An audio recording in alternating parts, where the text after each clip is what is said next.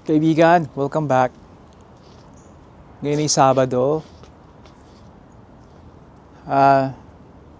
Magandang weather. Nasa 10 degrees plus temperature natin dito sa Kalakhang, Toronto, north ng Toronto. At kagagaling lang namin kauwi lang namin. Galing kami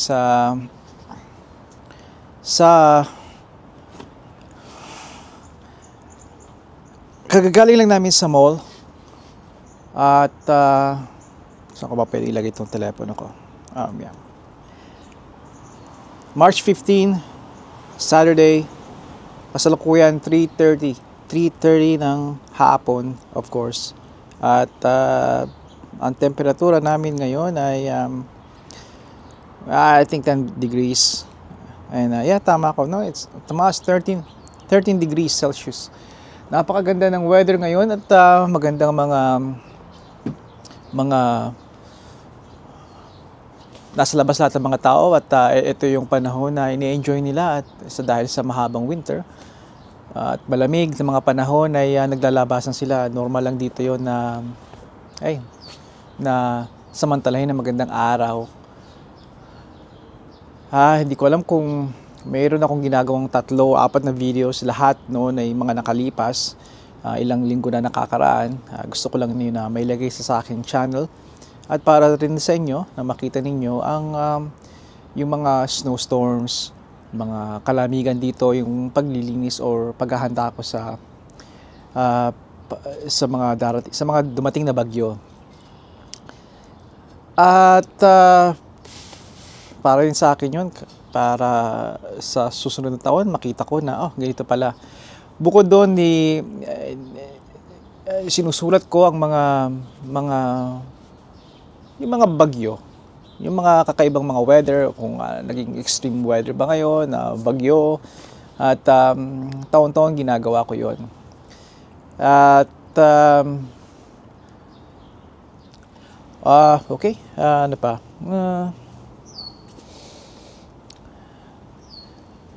Kung gusto niyo abangan yung mga video ko na yun, siguro 3-4 na video sa all about storm. Maybe kung ano yung nangyayari, kung nangyari na. At I talk about alagaan niyo sarili niyo kasi hindi basta-basta kayo magpapala kung hindi kayo fit or hindi maganda yung kondisyon niyo. Tulad ng bagong kain kayo, busog, bawal yon, huwag niyo gagawin yon. Kung hindi talaga kayo fit, huwag kayo magpapala at mabibigat. Yun yung mga recipe para magkaroon ng atake sa puso. Even hindi nga kayo sanay sa ganung palahan, physically hindi kayo handa. Bukod doon yung tamang pagsusot din ng damit. Kaya yung mga bagay na yun na paalala ko at patuloy kong gagawin sa mga videos kong gagawin. I-upload. Gusto kong ang susunod kong gustong pag-usapan ay kung bakit ko ginawa ang video na ito ay masaya ako, kaibigan. Nakikita ninyo siguro yung mga pangkasuotan ko na ginagamit para, alam nyo, laman ako ng labas lagi. Every time na may snowstorm, every time na mayroong weather alert, weather watch, snowstorm watch, hindi nyo makikita sa loob ng bahay. Nandito ako sa paligid, nandito ako sa garahe namin. I just love snow. Hindi ko alam. Alam ko kung bakit. And I think not a lot of people would understand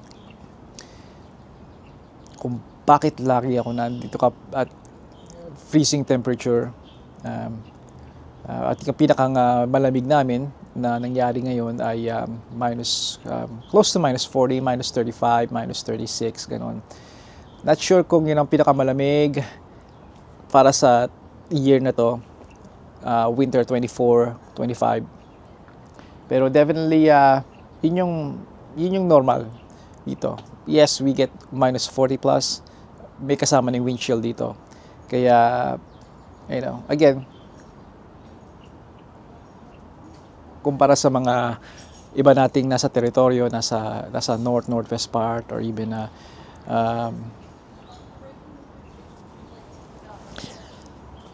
sa ibang bahagi ng Canada ay malamig talaga, even sa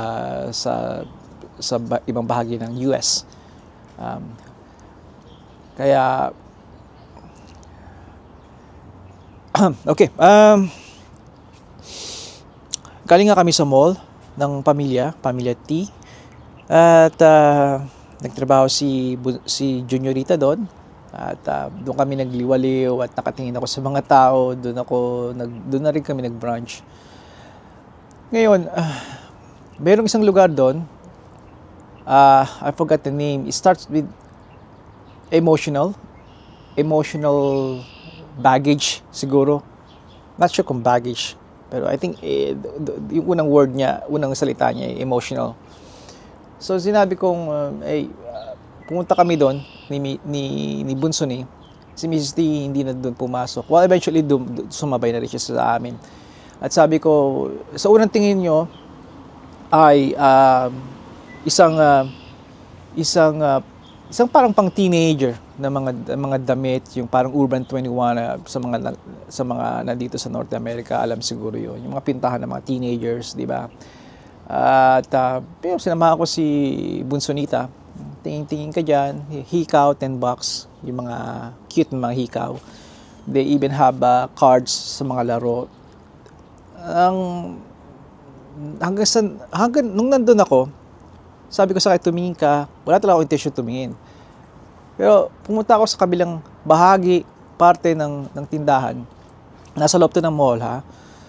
At may nakita ko sa mata ko, napansin ako sa side, sa peripheral ko. No, this side. And then pinuntahan ko at nag-browse, nagtingin-tingin ako ng leather jacket. And these are all leather jackets. And may kilatis ako pagdating sa mga old leather. Not an expert, pero alam ko kung ano yung classic, yung good leather talaga. At amoy ko yun. Ay nakita ko, wow, parang balik sa 90s. Tapos nakikita ko yung mga logo. Wait, these are nice jackets. Leather. And I check, there's $100, may $200, even more. Okay, that's nice. And nung kabataan ko in my 30s, I have lots of leather jacket. Mahaba, maigsi, motorcycle jackets. Yun yung, and si Miss Steve, binibili pa ako ng mga jacket. And even now, nakatago sila, kaya siguro sa mga pili kong video, makikita ninyo naka-leather ako, and they're special. Pag pupunta ako sa mga special na lugar, I just wear them para, I guess, balik alaala, ganon. Pero kita nyo sa aking mga jacket na dala ay madalas akong ang suot ko ay active jackets. Now, you can check that out. Active jackets is perfecto sa mga tao na nagla-landscape, hardscape, lawn care, snow removal, even karpintero, mga tradesmen, yun ang gamit nila. And we'll typically wear, hoodie at leather jacket. I mean, hoodie and active jacket. Active jacket typically ay canvas, yung hard duck canvas.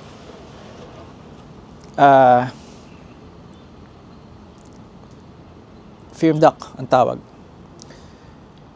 At hindi limitado doon. So pagtingin ko, nice. Pagtingin ko naman sa baba, medyo baba, may nakita akong mga lumang jacket, and these are all, I could already tell, mix up sila eh. These are all active jackets. So I browse, not knowing na masusurpresa ako.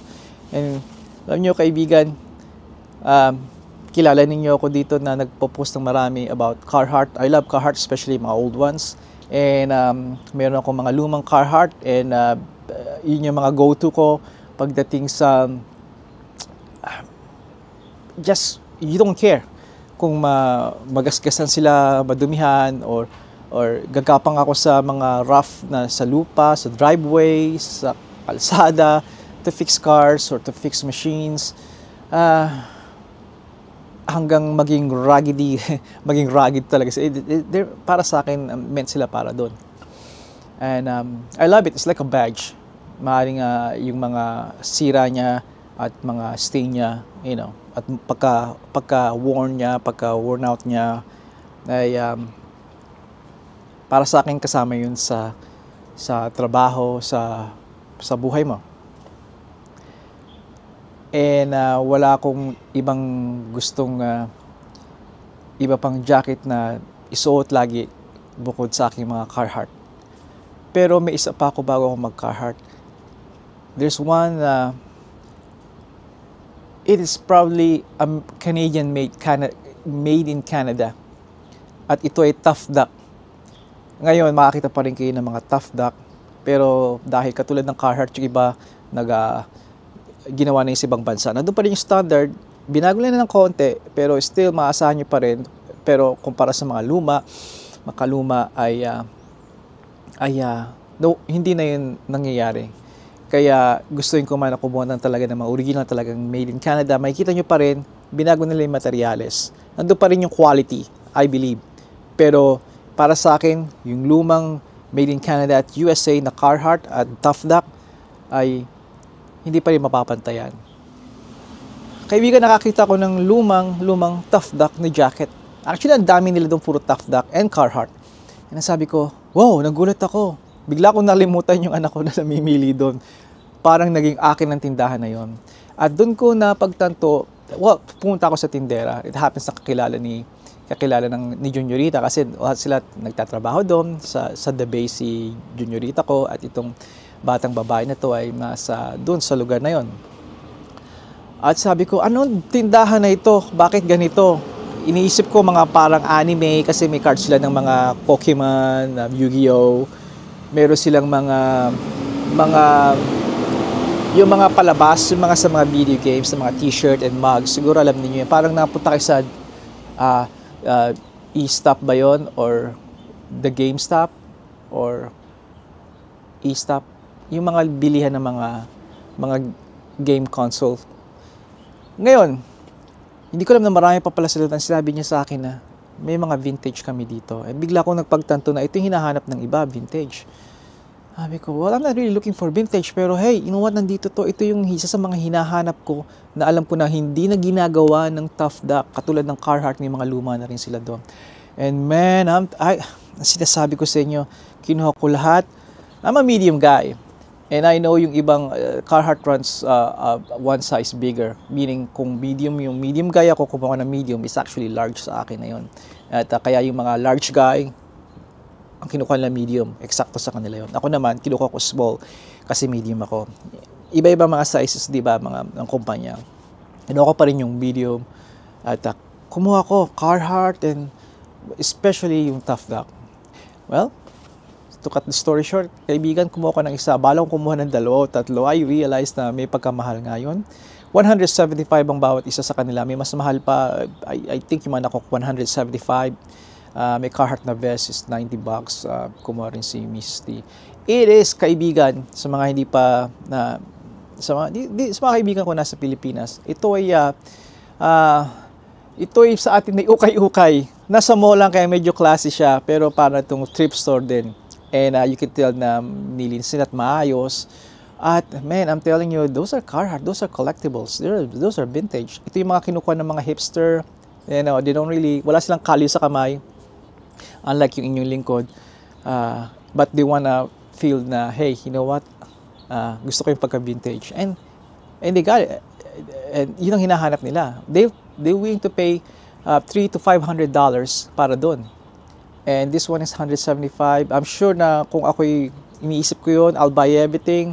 Lahat yun, I'll buy them. At ipopost ko sa maybe Craigslist o US or dito, Kijiji or eBay. And lagi ko vintage. Nabili ko ng 175. At kaibigan, pwede ko ibenta yun ng doble. And walang problema. Hindi ko lang, that's not my thing though. Kaya, para ako nakakita ng kayamanan, may kinuha ko.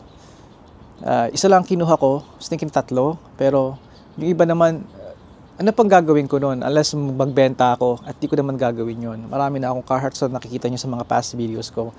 At ito ay special na, ito yung Tough Duck. Tough Duck made in Canada. You can still find a jacket, a work jacket, a Tough Duck jacket that is made here in Canada. Pero itong particular na design na to ay ito yung katapat ng Carhartt na Detroit jacket. Not exactly katapat, hindi kasing popular. Pero, man, I'm telling you, gusto kong kubuhan ng Carhartt Detroit jacket. Pero they're all, dahil bago ng design nila, and kinukonsidera ko yung luma. And when you buy luma, when you buy old things, ang tawag na doon vintage. And katulad ng mga hipster, hinahanap din yon. And sabi ko sa anak ko, anak, they'll be worn, they'll be very expensive, and it's not a badge. It's not something na ako yung nag-worn, and I don't feel that way. I don't feel na dapat yun.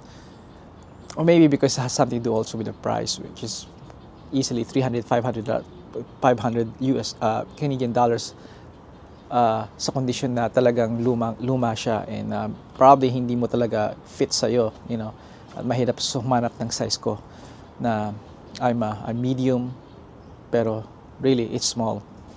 Kaya kaibigan, heto na siya. Bago ko umpisahan, gusto kong tingnan kung nandiyan pa rin kayo kasi namamatay yung phone ko, yung battery nito eh. Kesa dakdak ako ng dakdak dito. Oh, 21 minutes. Okay, here we go. Let's finish this. Another half an hour na mo.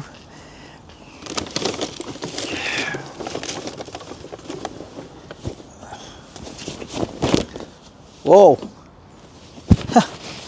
Ibigan, ito siya. Ang sabi sa akin ni Mrs. T, alam mo, sabi ko one time, teka, introduce ko muna sa inyo ang Tough Duck. Ang logo ng Tough Duck ay may kita nyo, pula. At may malaki siyang logo dito. Na may mata ng tough na look so tough. Mata ng pato, ng duck. Ang kanyang lining, it's lined. Ito yung isa sa mga, ito yung polyester blanket. Horse blanket ang tawag nila. Ito yung tinotro mo tinatapon mo sa katawan ng kabayo kapag winter. At para naman hindi sila lamigin habang nanginginain sila sa field.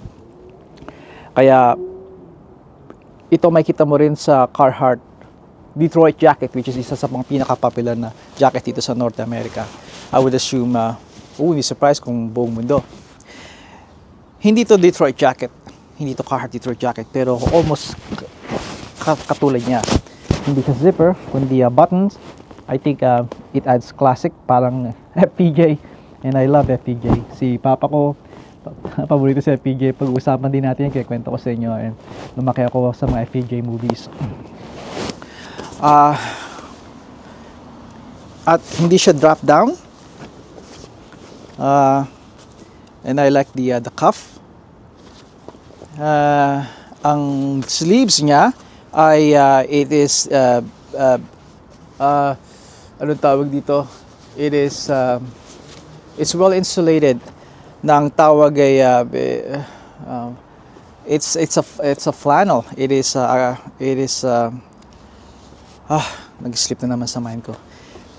Pero ito ay perfecto. Corduroy ang collar, wala siyang hood, which means magkakaroon ako ng hoodie at tapos ilalagay ko ito at katulad ng mga pagsuot ko ng mga gamit at karamihan ng mga tradesman ay ito ang aming paborito. Kaya kaibigan, natutuwa ako, made in Canada. Pakita ko sa inyo yung logo. Makita nyo na rin yung presyo. Ito ang logo niya at makita nyo dito. I hope maliwanag dahil malabo mata ko. Made in Canada. Alright. Bihira na to, kaibigan. At emotional baggage. Tama ba ako? Binanggit ko ba baggage? Well, ito yon. I'm sure, siguro ano sila. They're all over the, I don't know, all over the province or all over the country. I don't know. Pero this is very, I love this. Bakit hindi ko isuot sa harapan ninyo?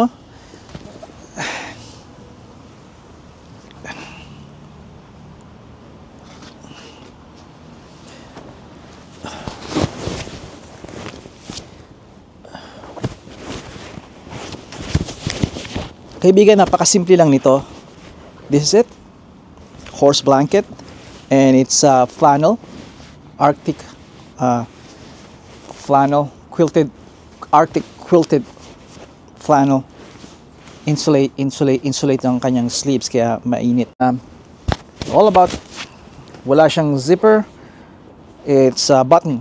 It'll be nice kung zipper katulad ng Carhartt Detroit jacket, pero ito ay it's unique. I love it. Meron siyang pocket sa loob na malaki enough. Yun lang. At dito, 4. 1, 2, 3, 4. Ito ang isa sa mga hinahanap ko. At ito yung makikita niyo sa akin, lalo pat parating na ang spring, kung saan may kalamigan na rin sa umaga at sa gabi. Makikita niyo ito madalas sa akin. I think nakita ko yung jacket ko na nakikita niyo hindi pa siya masyadong worn out. And I'm glad kasi talagang hinahanap ng mga tao talaga na they feel like feel nila trisman din sila yung talagang worn out, and this is not. Kaya maganda at ako ang magpapakupas nito. At this is all, ito yun dahil yun ang isa sa mga kagandahan kapag may sarili kang go-to jacket, Sunday best mo, pantalon, jacket, even sweater, sombrero, ano man, sapatos, bottom nyo. Kayo ang gagawa nito kapag mag-fix kayo ng sasakyan, mag-fix kayo ng bubong, magpuputol kayo ng kahoy, tutulong kayo sa kapitbahay, kaibigan, kamag-anak, ng kung ano man, pagbubuhat, paghahardin, at pagsaswap ng tires, man, there's a lot. At habang ginagawa nyo yun, kasama nyo lagi yung inyong mga damit, mga jacket, pantalon, bota, at ayun at yun ang gagawin ninyo, yun ang inyong susuot ninyo, yun tinatawag yung go-to. At sa pamamagitan noon, magkakaroon kayo, makakabuo kayo ng kwento ng memory ng kasuotan nyo yun. At ito makikita nyo sa akin dahil ang kagandahan nito, I can get away wearing this during fall and spring season din. Unlike yung iba kong mga gamit na Carhartt na kahit naka-shirt lang ako dahil mainit talaga sila ay hindi na po pwede rin sa mga mild weather. Even 10-15 degrees right now, 10 degrees ngayon, maybe sunlight, iinit pa ng konti, I can get away with this. And I already have, meron ako ditong mid-layer na fleece. Finisure ko na ito sa inyo noon. It's a heavy fleece and I'm very comfortable. Pero kahit wala yun, I'm sure na magbibigay init pa rin ito. I love it. At sana'y, again, inulitin ko siguro sa 4 na pagkakataon, sabi ng mga anak ko, Dad, you're an influencer na. Nung una sa kid, no, hindi ako influencer, pero naisip ko, nag-usap na kami, yeah, bakit hindi? May batang Pilipino na ngayon nanonood at imbis na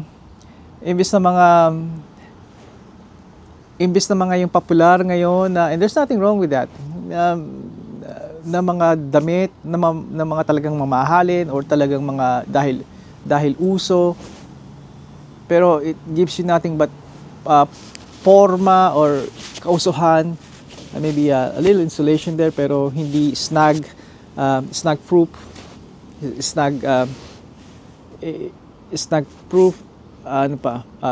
even windproof, yung mga ganon. Ito walang problema to. Ito ang canvas na to, it's very tough. Okay, motorcycle, malaglag ka sa motorcycle, this will protect you.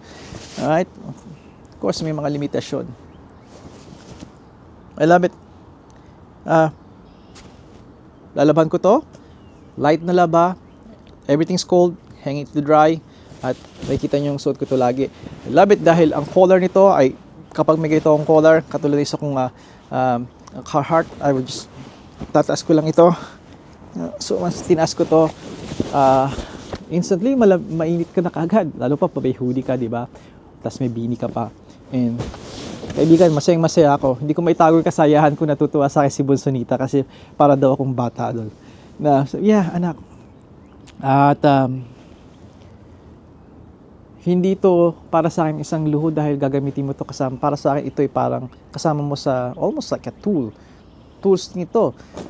Anything na magpoprotekta sa'yo, anything na kasama mo dahil mga tamang pocket para sa mga kagamitan mo. At may EDC rin akong perfecto to sa EDC ko. EDC ko hindi ko pa napapakita sa inyo. Those are everyday carry. Katulad nyo, may EDC rin kayo. Wallet. Especially yung phone ninyo. Diba? Sa akin, marami pa. Tulad ng pen. Which I told you long time ago, kailangan nyo ng pen. You like a little marker just in case na kailangan nyo may memorya. Ang isang bagay like plate number or address. Little knife. Pag umpisa ng fire, ng apoy kung kailangan. At marami pang iba. I have zippo lighter. Hindi ako naninigarilyo pero I do carry one every day. Perfecto yun kung sakaling kaibigan o kakilala mo matigas, hindi mo mabuksan ang pinto ng kotse. That's an option, you know. Painitin mo yung ingat lang, painitin mo yung susi at hopefully yun ang magpapatunaw sa pagkakayelo ng key mechanism ng loob ng pintuan, di ba? At marami pa. Kaya natutuwa ako kaibigan, gusto ko lang ibahagi ito sa inyo dahil ito yung bagay na babalikan ko rin at mapapanood ko na, yeah, that was the day nung nakuha ko ang jacket na to at pinagmamalaki ko. Gusto kong ma-influensyahan kayo. May isang batang Pilipino o even kasing edad ko pa na hindi pa huli lahat na hey, tama siya, tama sila kay. Gusto ko rin magkaroon ng ganong gamit na kasama ko na sa hirap at ginhawa sa mga pagkabigo nyo at tagumpay. Corny man dating, pero hey, darang ba dumarating sa atin yun. Kaya, heto siya. Kaibigan, another impromptu sa akin to, kaya may kahabaan. Pero I'm improving. Remember, I'm telling you, nakatingin ako sa aking page. I know, halo-halo siya at hindi organized. At may maigsi, may mahaba, karamihan mahaba. And I do ramble, yeah, that's right. Pero nililista ko lahat yon sa aking field note.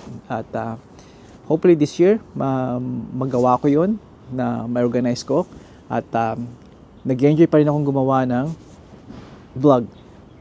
I don't really call it vlog. Maybe tama nga, it is a vlog, a video vlog. Pero a video log. Pero more like sa akin, iisip ko content, being a content creator. And I don't really know kung ano yung mga definition talaga nila. Pero if it's a vlog, then it is a vlog.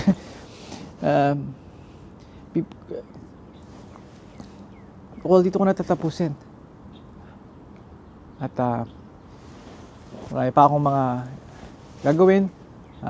Pipili rin ako ng mga araw kung saan regular ako makapag-upload. And kapag in-announce ko yun, hopefully, kailangan mag-commit ako, di ba? Kaya hindi ko ina-announce. And right now, I'm finding it hard to upload regularly. Pero we'll see. Kaibigan, hanggang sa muli. Padayon.